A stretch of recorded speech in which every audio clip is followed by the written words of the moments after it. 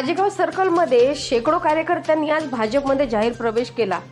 हिंगोलीचे आमदार तानाजी मुटकुळे आणि रवी साहेब देशमुख यांच्या नेतृत्वावर विश्वास ठेवत आजेगाव सर्कलमधल्या शेकडो कार्यकर्त्यांनी आज भाजपमध्ये प्रवेश केला। यावेळी आजेगाव सर्कलचे माजी जिल्हा परिषद सदस्य नंदकुमार खिल्लारे व सरपंच शिवाजी बाबळे यांचा आमदार तानाजी मुटकुळे यांनी सत्कार केला।